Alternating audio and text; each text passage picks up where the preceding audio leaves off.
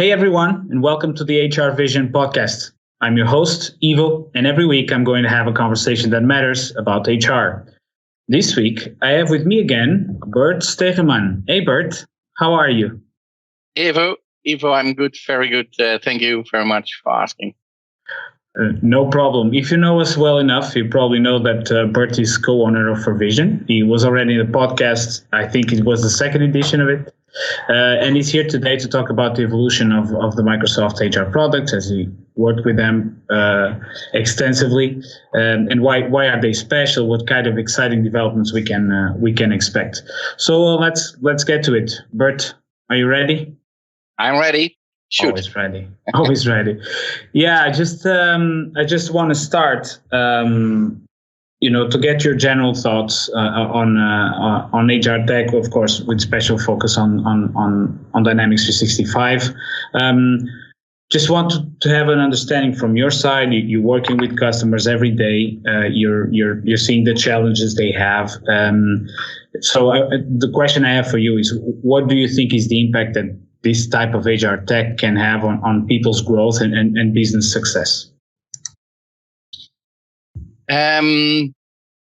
Well, what we see is that when someone is decided to go through the Dynamics 365 platform and HR is part of that platform, there are so many advantages. If you look at, first of all, Microsoft itself, it's focusing more and more on the employee itself, the way how they can find tools to improve their work. For example, Viva is a nice example. It's a nice solution where you can get in as an employee and can see all kind of learning situations where you can get in. You go to different LMS systems you can have access to. From our side and our mission is to improve the business life of HR professionals, employees, and managers. Is looking at the HR system itself. It should help you as a professional or an employee manager to make your life easier, to automate your work, to support your processes, but also to create alignment of your internal departments, or if you're an international organization, to make alignment of your international departments, to make sure everybody works in the same recognizable way, that if you as an employee move from one location to another, they all work in the same way. And that's what we try to achieve together with Microsoft, of course. Okay, just digging a bit on that. Do you think it's only important? You mentioned HR professionals and managers, of course, and employees, I guess, as well. But do you think it's helpful or easy to integrate or easy to understand for maybe IT people as well? Yeah, the easy part is always the technical part.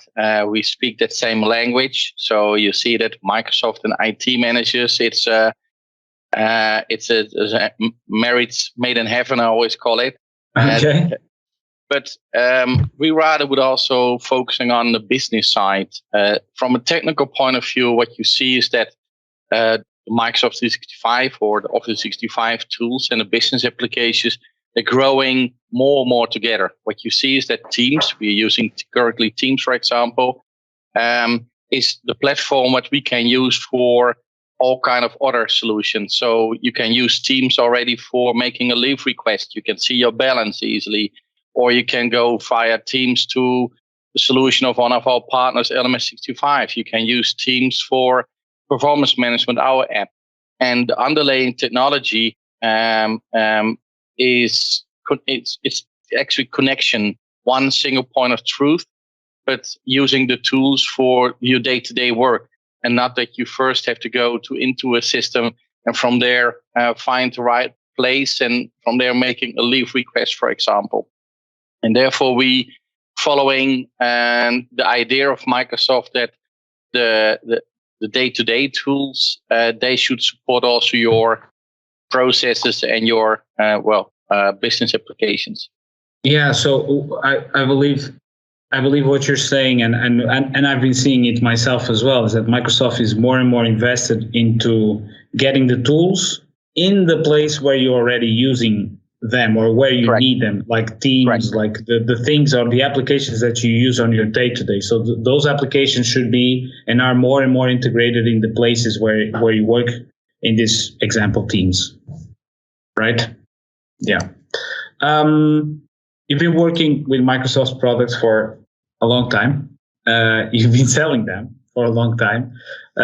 So I'm really interested in getting your take on the evolution of these products. What you've seen from the beginning, was it really rudimentary, and now it's how evolved is it now? So I'm really interested in your view on this evolution, constant evolution. Yes.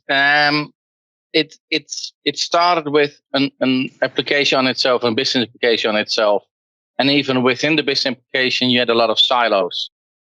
So you can see that back on the development side, there was not much collaboration. Now I talk about 15 years ago. Mm-hmm. So what you see per new version, more and more functionality is shared through all the different functional areas within the product side. So that's the first step for working together. Secondly, the moment when Microsoft decided to go to the cloud, and I have to admit, the first time I heard the word cloud, and that was really the time of Steve Ballmer, you would hardly forget that. He was there. He was not even yelling, but he was more, every 3 words was cloud, and we looked at each other, cloud. And again, that's about 10, 15 years ago. We thought, well, that will not happen, or that will not work, or how is it possible that a vendor can have such an influence on the technology? So nowadays, if you step out of the plane or you open your radio, you have an ad. Do you have your data into the cloud? Just like, it's like something very common. Nowadays. It's day to day. It's thanks to Apple, thanks to Google.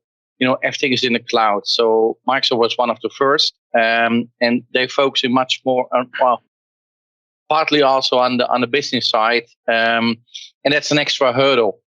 So in the beginning, it was difficult to convince everyone that you can use a public cloud. We work with the police force; even they had their data in the public cloud. They had that many trust in Microsoft. And I think that compared to, if you look at the world of, where we're dealing with the SAPs, the Oracles, the Workdays, and Microsoft's the only one who can the complete vertical they manage. And I really like the fact that Microsoft is also responsible for the production environments. So in the beginning, it was like you set a CD, you give it to a partner goes to the customer, they make the software working, and Microsoft was more on the backside. If there is an issue, you can mail them or give them a call, and then let's see how it works. Nowadays, suppose there is a fix, someone find a fix.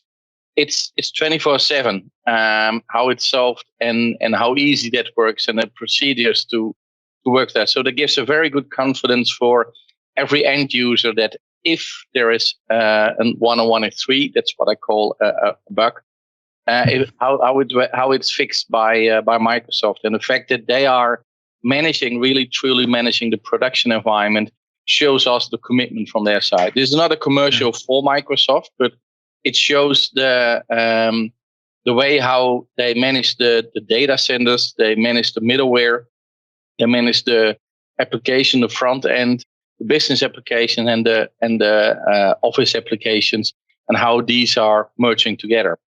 And that's a trend. We're glad that we are on a Microsoft side. Microsoft never pretending that they can support the 110% for every vertical of a certain business. Yeah. So therefore, they work together with partners. That's the reason why we have the ecosystem. That's also the reason why we're there. We're not focused on a vertical, but a horizontal, and make sure that we are delivering the last miles. And that together is something we bring to the market for the IT, but also for the HR and employee and manager side. Okay. So from your answer, I'm taking that it was a gradual growth or effort on the HR part. So in the beginning, I think it was a functional thing, and you just have an application, you install it, and that's it. And now, because you have support 24/7, and because the developments are constant and coming up every month or something like that, that apparently companies are focusing, and Microsoft understood that companies are focusing more on HR, and those processes are really important to the business as well as the finance and operations, as supply chain, as CRM, and those kind of things. Is that correct, this assessment? Yes, pretty well. It's for HR. HR is always special. Everybody knows that, and and also from a technical point of view, it was a kind of special. So what happened is that when the overall business application moved to the cloud, only HR was picked out, or as they told us, we carved it out, and I call it copy paste, and renamed it, and renamed the product from HCM to Dynamics 365 for Talent, and it was positioned as although part of the Dynamics 365 platform, as a special product on its own, related to other parts, but still as an HR solution on its own. And that was not the best idea. And I think they fixed it now. Now the product is, as they call it, it's coming back inside the integrated ERP solution, because HR has a central role as the source for all the other parts. And now you needed to maintain data on two places, or at least you need to have a better alignment to make sure that it's all connected very well. So Microsoft announced that the copied HR system will be the main system, and anything what was added on a separate side will also go back to the HR module inside Dynamics 365 for finance operations. So that HR module will be then the source for all the other areas, the single point of truth, as I call it. And because of that, well, please go ahead. No, I was just saying, don't spoil the question for me, because I'm gonna go there right after. I just want to take a little piece of it, just to talk about still of the evolution. When did this community and the ecosystem came up? That's my first question. When did it start? And of course, we build our business through that partner ecosystem, of course. But how important do you think it is, not only for companies but for the customer? Because that's the most important part. Because I think it shows a lot of strength and humility at the same time from Microsoft, such a giant, to allow partners to come in and improve their products. What is your view on that? Yeah, it's since day one, Microsoft is embracing the partner model. I think they are pretty unique compared to other vendors, because they know that the partners can delivering much more knowledge about and building up the expertise for certain verticals, or in our case, the horizontal, the HR part. They never pretend they can do the same. The only thing they can do is creating the right circumstances that the product has a certain level, and that partners can finalize it, or building up the knowledge to implement it properly. They speak so-called language of the customer or the department to make sure that the software is implemented pretty well, and it can do what it should do, namely supporting the customer in their day-to-day work. And that's almost since day one. Microsoft did a number of acquisitions on the business application side, but all these vendors, they were supporting the partner model.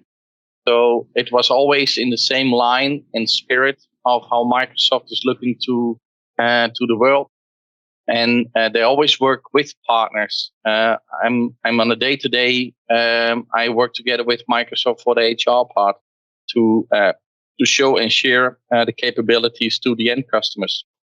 And they do that for a purpose, because we speak the language and we know, where are the pain points and what are the solutions for these pain points.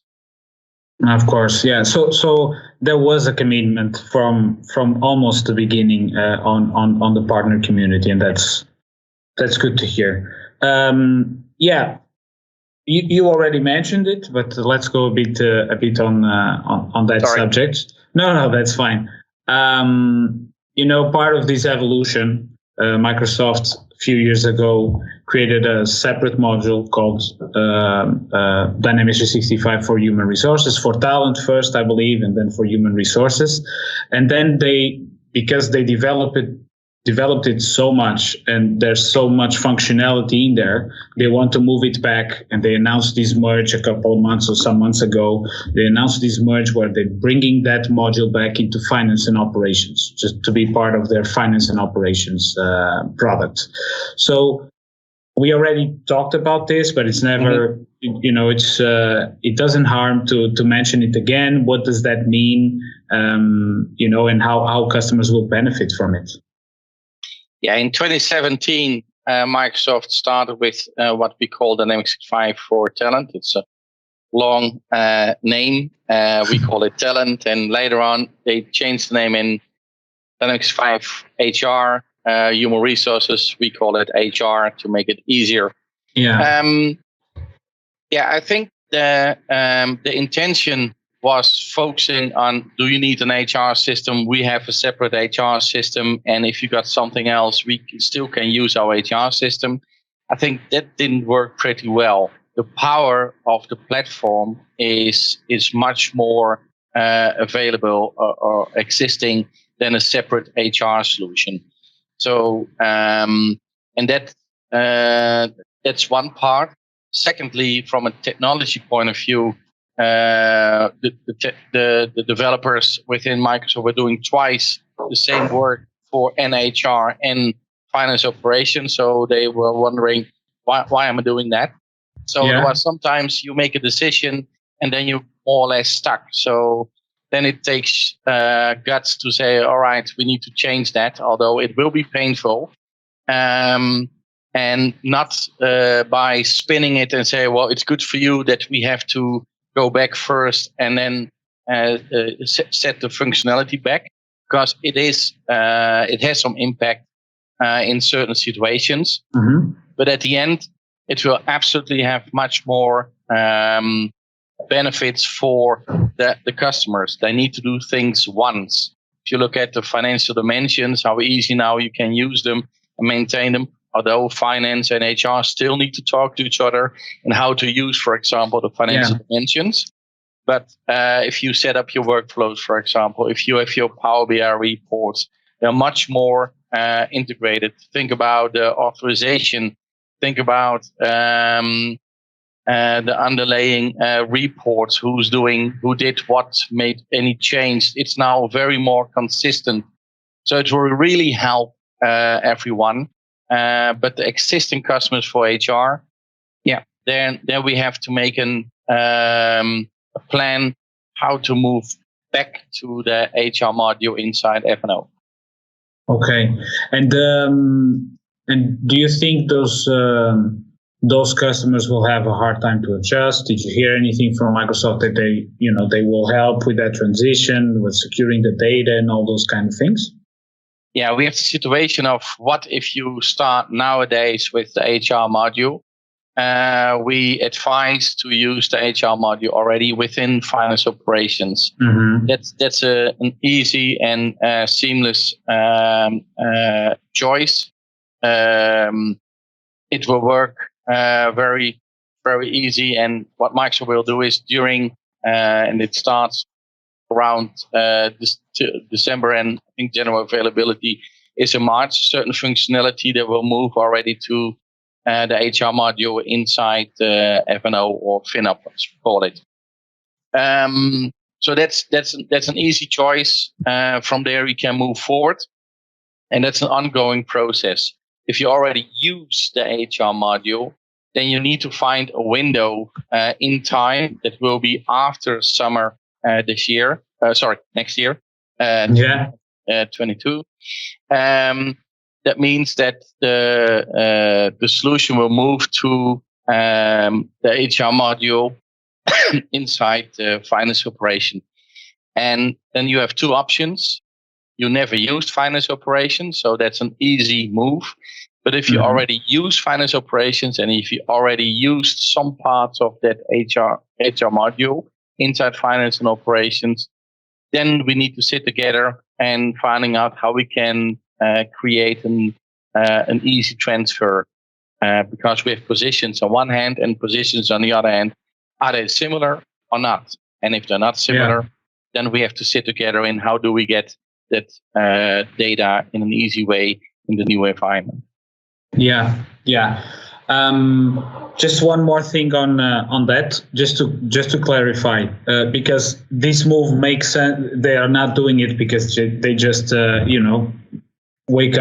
woke up one morning and decided that we're gonna move back to F&O. It's because there are some processes that actually are part of HR, but also finance, right? So I would like just to go over that a little bit more, because even if you think you only need HR has always some stuff related to finance, right? Like payroll, for example. I'm saying from the top of my head. You can clearly clarify that better than I do, but I think it's important for people to understand that you're going back to a system that is broader, sure. But if you don't use everything, at least you will use some of the processes that will help you combine HR with finance. Is that correct?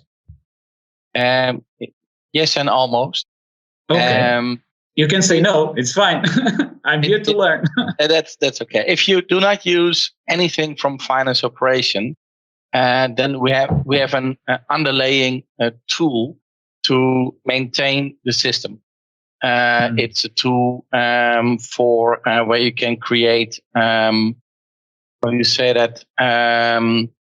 can record your activities, and it automatically creates a Word document, for example. That tool is also available in the other HR, but it is just maintained for the complete F&O solution versus a smaller one only for HR. So if you get rid of that tool, but you can use the one which is the best equipped, then then you already have a technical benefit out of it. I'm not saying something functional, but the fact that it's you have already that kind of you have more tools available from a technical point of view again, that is already a benefit. But other parts within the F&O side, and you already mentioned the connection with finance operations, we also have budget functionality. So you can use budgets, and the data is coming from an HR system, and you can feed the budgets for the finance module. Yeah. So setting up, for example, your budget and for the whole organization, including the cost for labor. In some organizations, that's 80-90%. In other organizations, 30-40%. Depends on the type of industry where you're working for. But that's another example where it all comes together. That's the insight I was looking for. Thank you. That's why you're an expert on it, and I'm just asking the questions here. No, I think just to sum it up, even if you only use HR, at least you have the power of a tool that you can combine, and you will use some functionality because you will see that will be valuable to you. I think we even discussed this in the previous episode of the podcast. Even if you don't use everything on finance and operations, you will use some of it because it's a pretty powerful tool, right? Absolutely. You also got, for example, purchase to pay. If you set up workflows, suppose you are allowed to buy till 25,000 euros.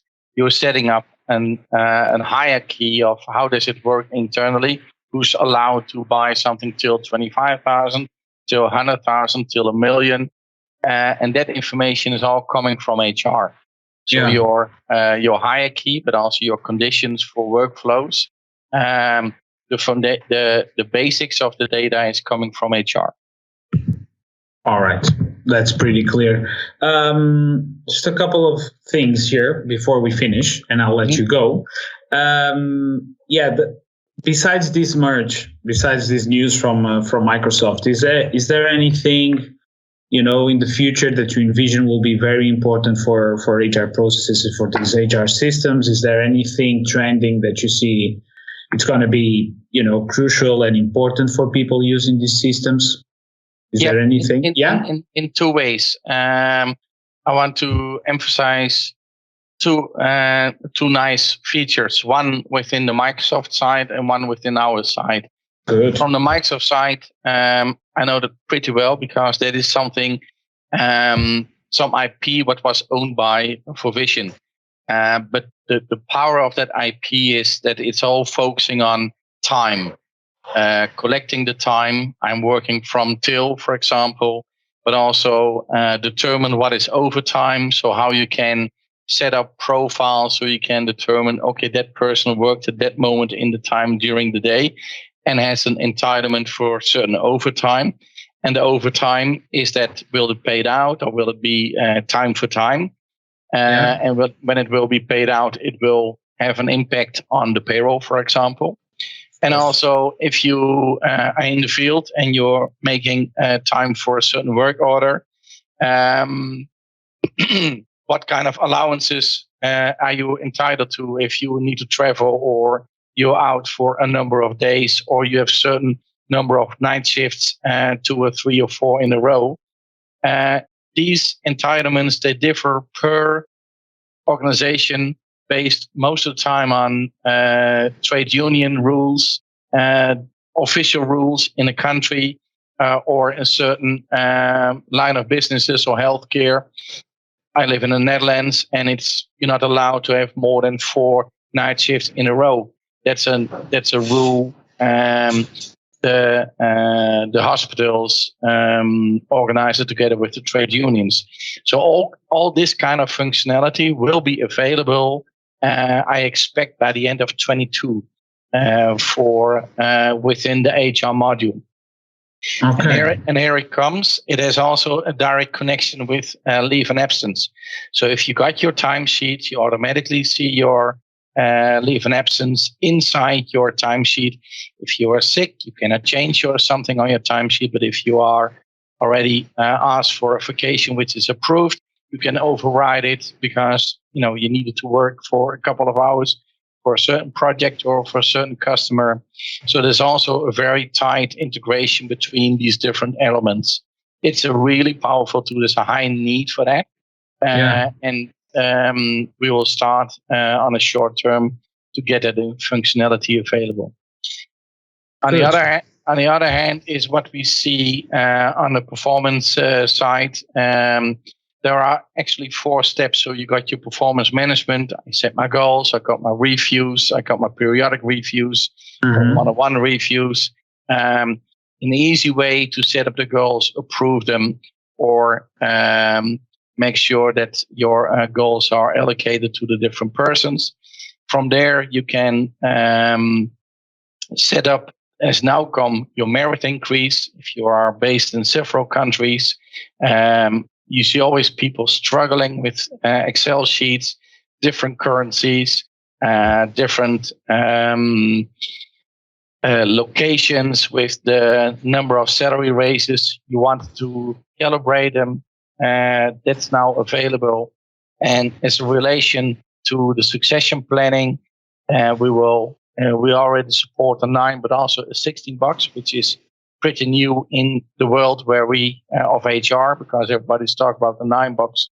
But then you get someone you put most of the time in the middle. In the middle, yeah. And with the $16, there's a bar. So there's someone is performing under or higher. Above. Yeah. Correct. So that's much easier, and you need to force a manager to make decisions about their own staff.